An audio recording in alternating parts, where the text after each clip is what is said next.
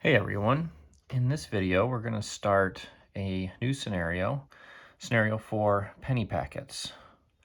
This scenario takes place over Britain, the Battle of Britain, August 1940, and we have British defenders, Spitfires and Hurricanes, against raiders of HE-111 bombers escorted by Bf-109 fighters.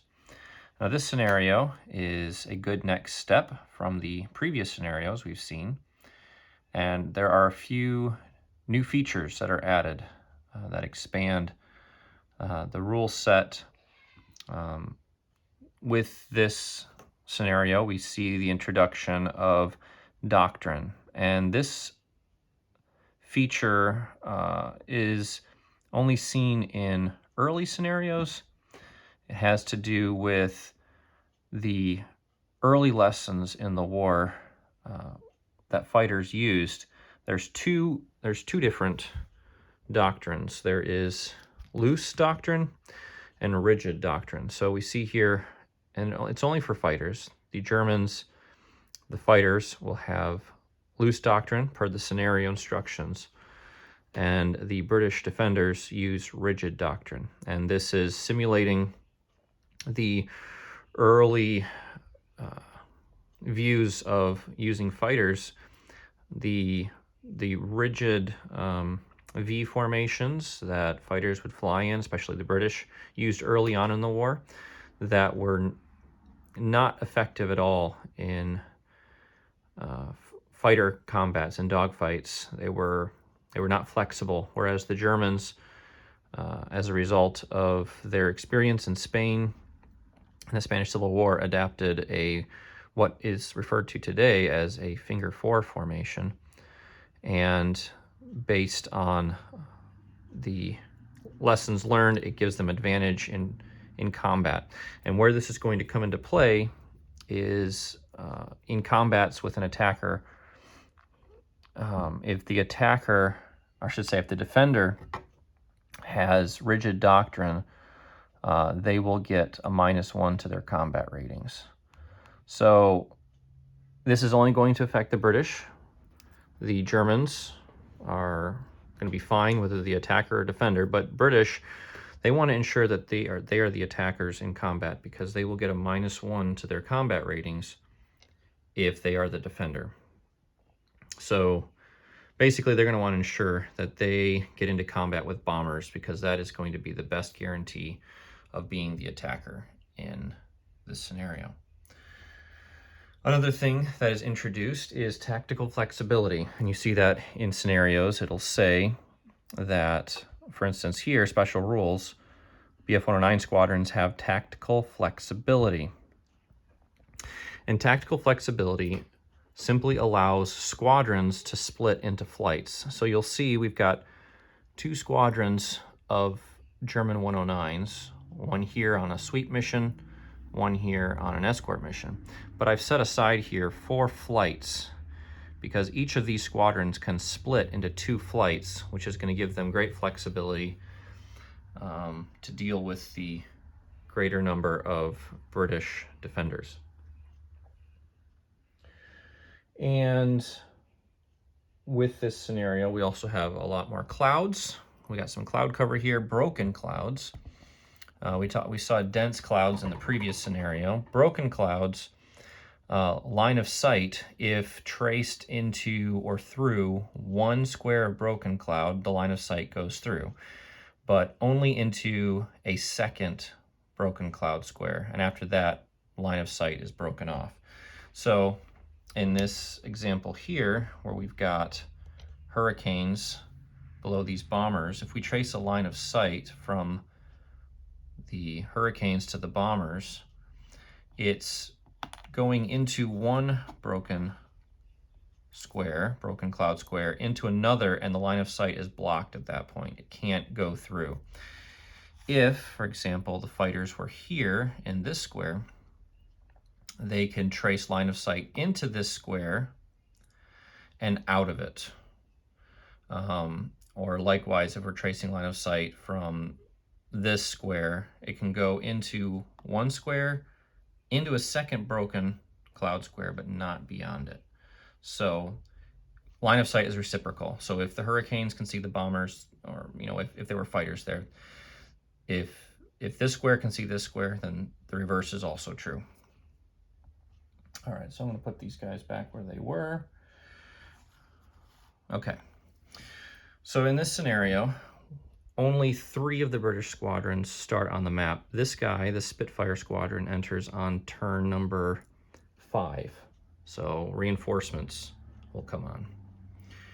All right, well, I've got the scenario set up. We've got the bombers and the German escorts. I've placed just above the bombers, kind of in the middle, and I've got the sweep squadron out in front, but as close to the bombers as I can, because if the German sweeps get too far ahead, it's easy for the British to sneak in behind the sweep and never get tallied by the sweep squadron. So it's best to keep them close so that there's a possibility that they can tally something that goes for the bombers.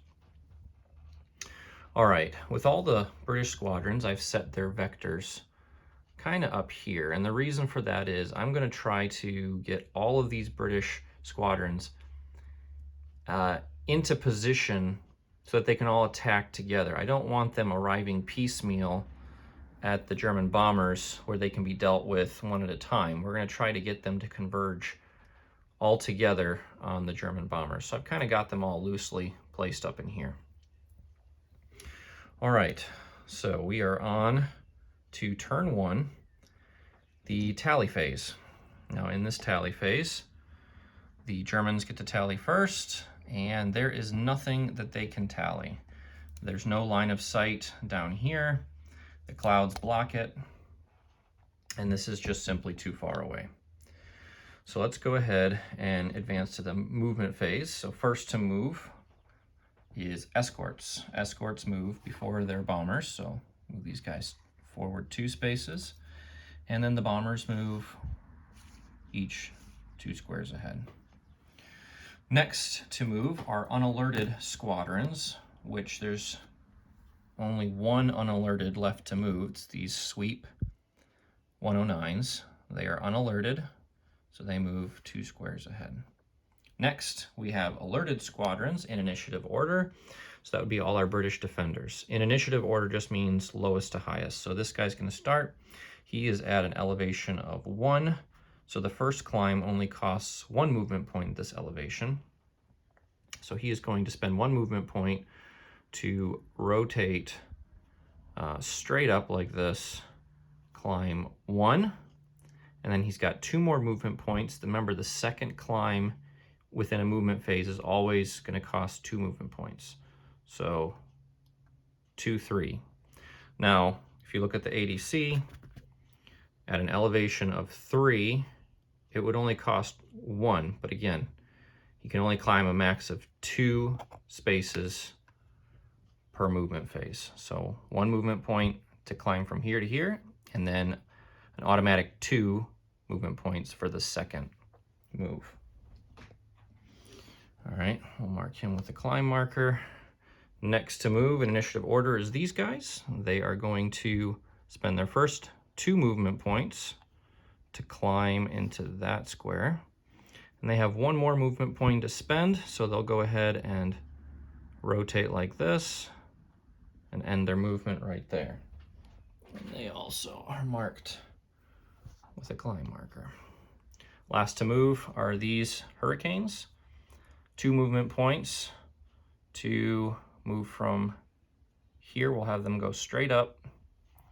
And then with their 3rd movement point, we're just going to rotate them back down like this. They can circle as long as they are moving at least 1 closer to their vector, increasing their altitude by 1, and not increasing the distance to their vector. That any movement like that is good.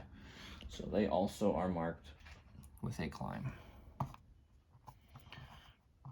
All right, combat phase, nothing happens. We go to turn number 2. I should say in the admin phase, because the British do have GCI, ground control intercept on their radio nets, they could roll to try to change their vector, but they're not going to. Next turn, we have the tally phase. Nothing is going to be possible here. Still no line of sight. These guys are still too far away. So we go to the movement phase. So first to move are the escorts. 1, 2. Then the bombers. Each move forward 2. And then unalerted squadrons. This guy moves forward 2. And then our alerted fighters in initiative order. This guy is going to climb up 2 movement points to climb from altitude. Oh, I'm sorry, he's at altitude 3. So he actually can spend 1 movement point and then 2, 3 to climb up a second square. Now he's at his next elevation break off, so everything's going to cost 2. He's only going to be able to climb 1 square, 1 elevation from here on out. Next to move are going to be these guys. He's going to have to increase his altitude to get towards his vector. Now, he wants to stay out of line of sight as best as possible, so he's going to climb up into that square, but he's not going to spend his 3rd movement point. He could move to here, but he wants to stay kind of near the rear so that as these guys pass, he comes up behind them. Now this guy, he's going to spend 2 movement points to rotate up like this. Let's see, to go 1, 2, 3, 4. 1, 2, 3, 4. He can move to here, but that's not decreasing the distance. So he's going to need to move at least here to get closer to his vector. So there's 1, 2, and he's going to stop there. Okay. So there's all the movement. We go to the combat phase. Nothing happens. Now in the admin phase, I just want to show you an example of changing your vector. Let's say that this G squadron doesn't like how close he's getting to these sweeps, and he kind of wants to keep his distance. We're going to roll to try to change his vector. So basically we roll.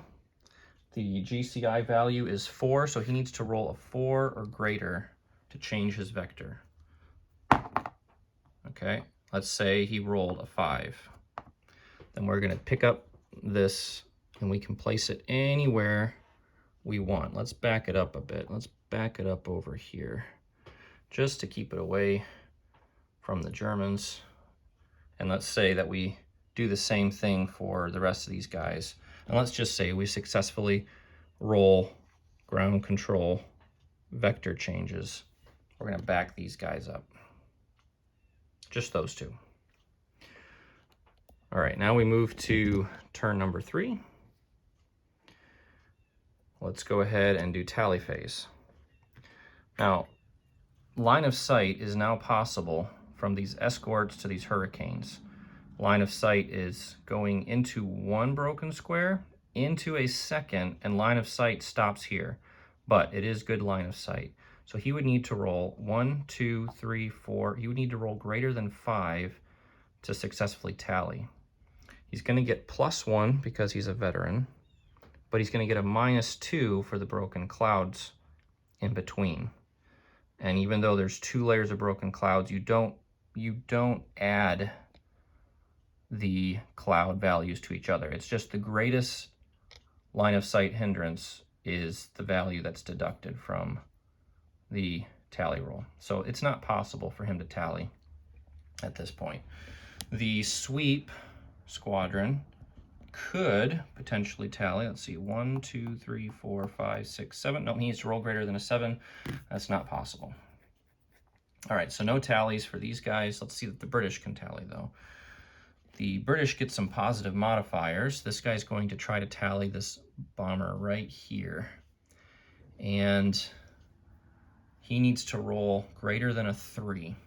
And there's going to be some interesting modifiers here. We'll kind of step through them. First, let's go ahead and make the tally roll. Okay, he rolls a 1. Well, he gets +2 because he's on the same radio net with ground control. So that brings it up to a 3. He's also I'm sorry, he gets +1 for that. So he rolled a 1, he gets +1 for ground control on his radio net. He also gets +2 for the target being in a formation of 3 or more squadrons. So that's another +2. It goes up to +4. And he's in clouds, so it's a -2. So that goes down back down to 2. And also the sun right there, the sun is in the above position, which means he is looking up into the sun. So another -1 modifier applies. That's a failed tally attempt. Over here, we're going to see if G, let's see, 1, 2, 3, 4, 5, 6, 7, 8, 9, 10. Nope, can't tally more than 10 squares away. So he's not going to make a tally attempt on the bombers, and this one's not even close enough yet. So let's go ahead and go to turn number 4. All right, turn number 4, we're going to do tally phase. I'm sorry, I skipped the movement phase. We go from the tally phase of turn 3 to the movement. So let's go with the escorts move first. 1, 2. The bombers, 1, 2, 1, 2, 1, 2. And then the unalerted, 1, 2. Next to move are the alerted squadrons in initiative order. That's now a tie between these two guys. So it doesn't really matter, but it would be speed that is the determining factor. So at the same elevation, the Spitfires have a greater speed, so the Hurricanes would move first. Not that it matters at this point in the game. So this guy is going to need to decrease his distance from his vector, which is 1, 2, 3, 4, 5, 6, 7, 8, 9. So he needs to at least move to this square. He's going to move up to these clouds and stop right there. This guy is going to continue to climb towards his vector. This guy is going to have to decrease distance to his vector. 1, 2, 3. If he climbs straight up, that's going to get him 1 closer. So that's going to satisfy the movement rule. But he's going to kind of keep his distance. So actually he's going to spend 2 movement points to move here.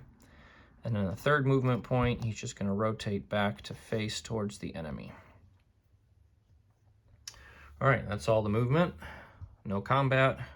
We're now in turn 4. Turn 4 tally phase. The German escorts could possibly tally those Hurricanes. They would need to roll higher than a 4. They're going to get... If they rolled a 6, which is the best they can do, it'd get +1 for being a veteran, so that's 7, then -2 for the clouds, which is 5. So it is possible he can tally. Let's go ahead and have the German escorts try to tally that Hurricane squadron. And he rolls a 6, so that is a successful tally. Now, this is where tactical flexibility comes into play. Once this fighter squadron tallies, at the point it tallies, it can decide to split into flights. One of the flights will keep its escort mission. The other flight will get the tally and change its mission to sweep. So we are going to have A split into flights M and N, just like that.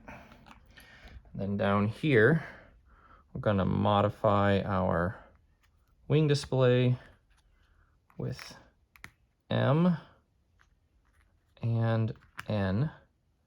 Now, both of these flights will be veteran quality, but only one will get to keep the expert.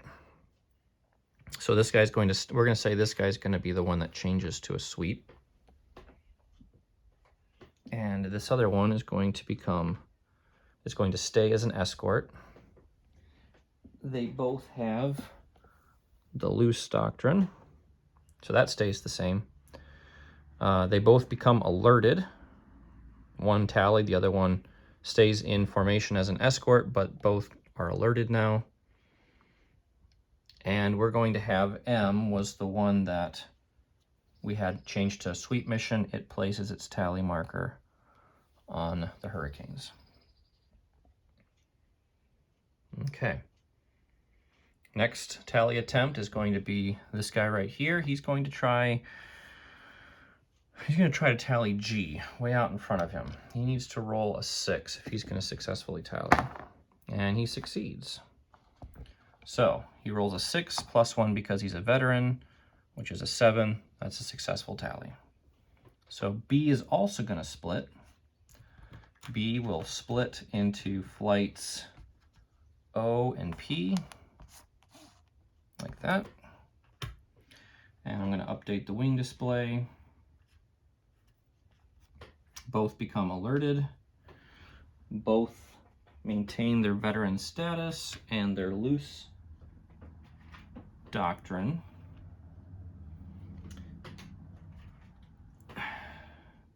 One of them gets the tally, one of them stays on its sweep mission.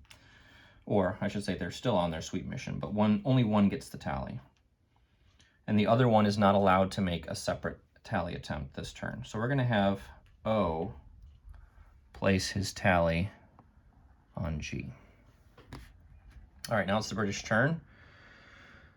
We're going to have, now this guy's in a bit of trouble because he is still too far below the Germans to engage. He's tallied, and before he gets to the bombers, he's going to be attacked. So we could have the Hurricanes try to tally the flight that has them tallied. So M has them tallied. If he tries to tally M, he would need to roll 1, 2, 3, 4. He'd need to roll greater than a 4, which is pretty bad.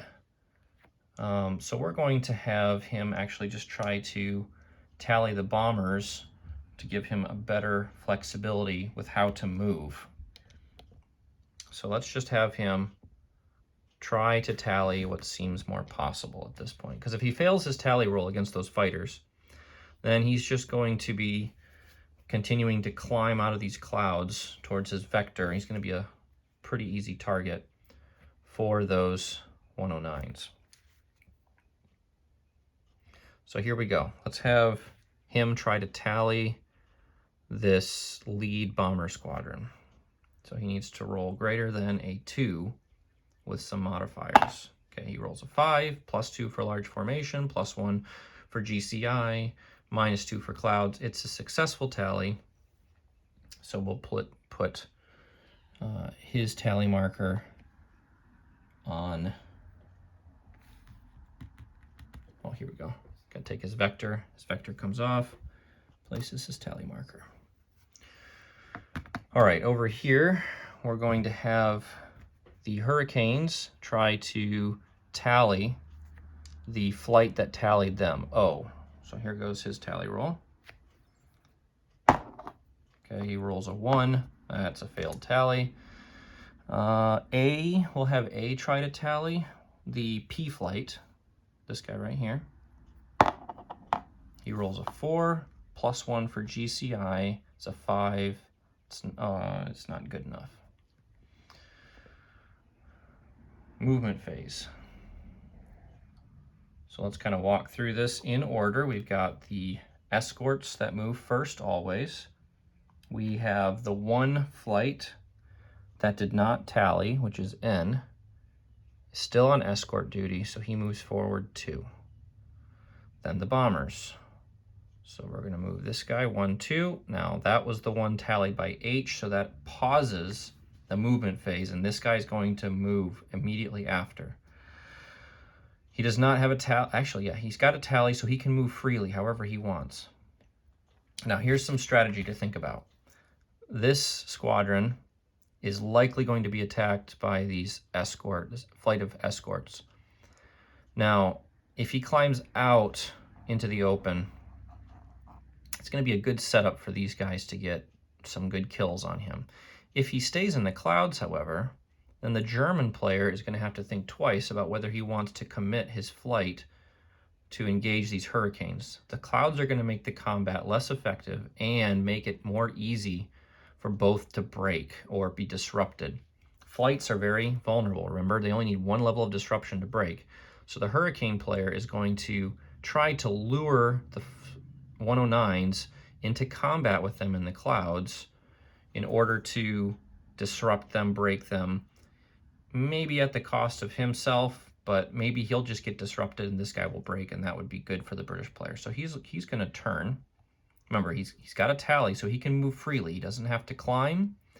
He can do whatever he wants. He's got 3 movement points. He's going to go 1, 2, and he's going to stop right there. And actually, for his 3rd movement point, he's going to turn his facing to face this square. Not really a big deal, but hopefully he could try to force a head-on situation, which would be more negative combat modifiers. At this point, it doesn't really matter because this 109 could enter from this direction, which would avoid the head-on. So this guy did not climb, so we take the climb marker off. He's tallied by M, so now M has to move. So is he going to attack? Is he going to play it safe? He is actually going to engage. We're going to show you what a combat in the clouds looks like. So this guy's going to 1, 2, 3, and then for his 4th movement point, which he gets because he's diving, he's going to turn and attack from this angle to avoid head-on combat. If he attacked from this, or this square, that's in the forward-facing position of that hurricane. It would force a head-on situation, but he doesn't. He wants to give himself the best combat possible. So he dives in there and places his dive marker.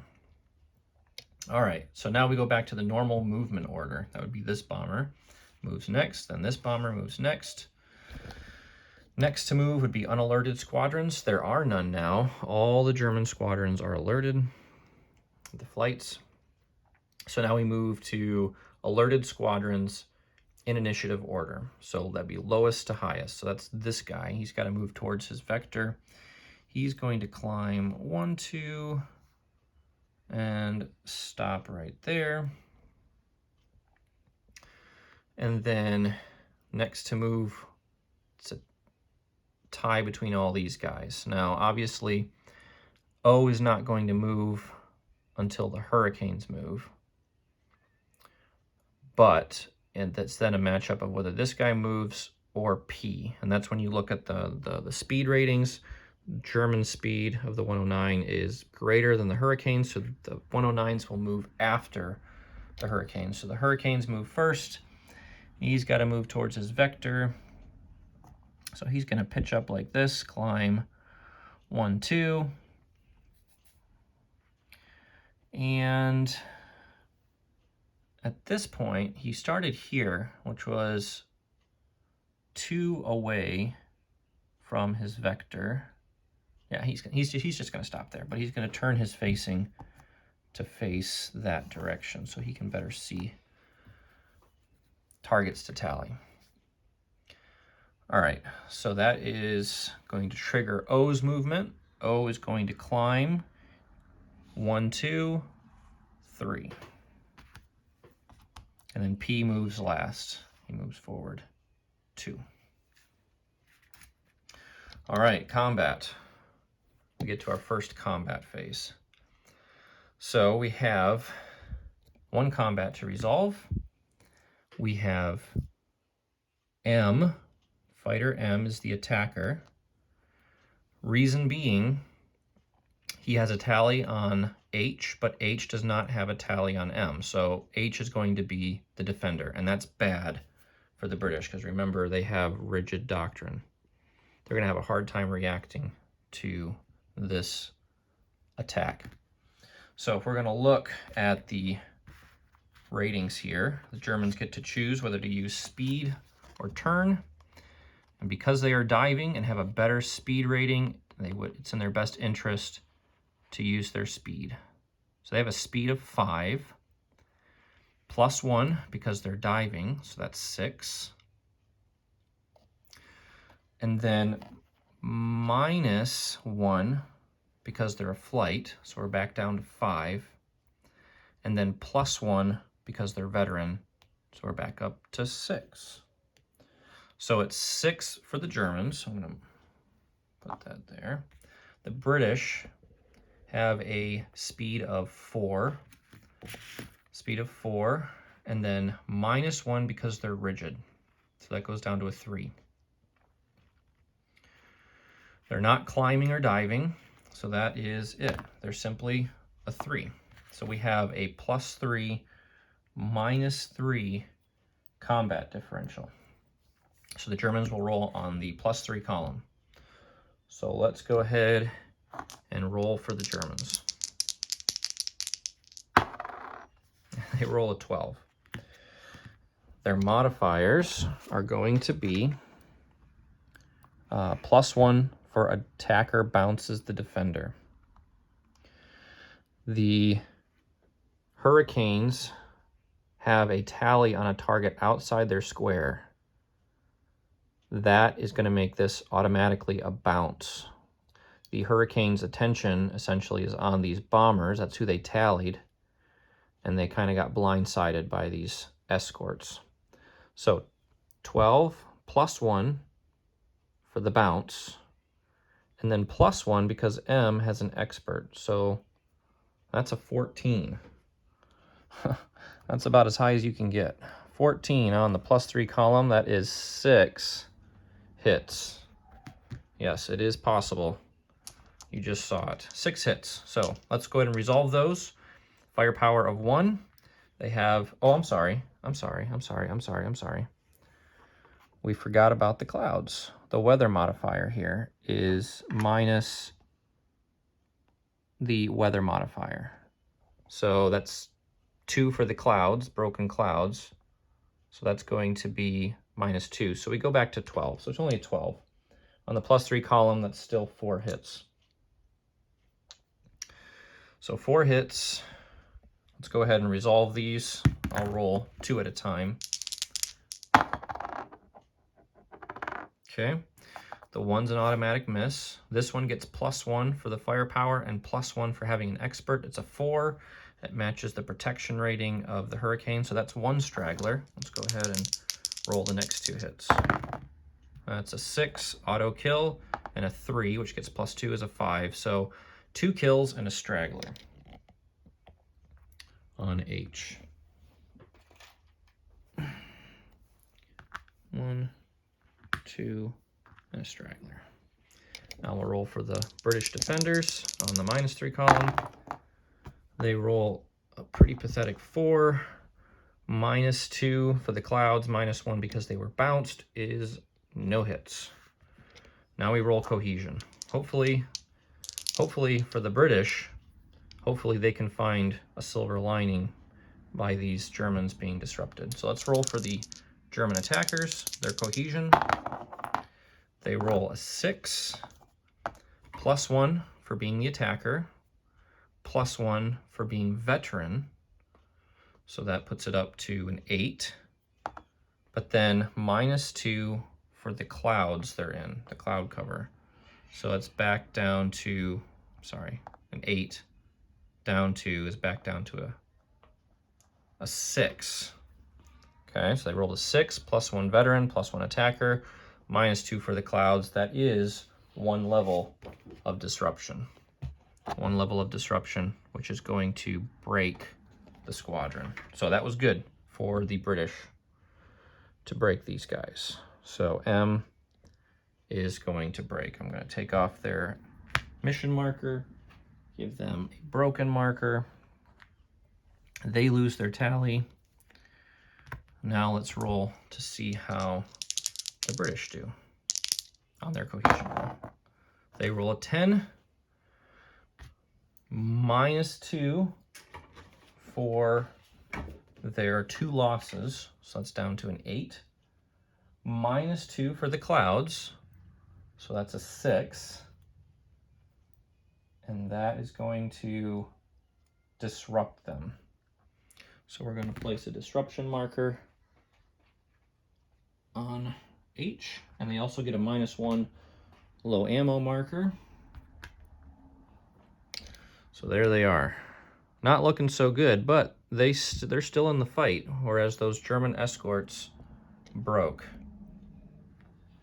All right, that concludes the combat phase. Oh, I'm sorry, I should say that H, at the conclusion of the combat, they lose their tally on the bombers. They have to place it on their attackers. So they're broken, but still, the Hurricane's attention now shifted to the German fighters. Okay, that's the conclusion of combat.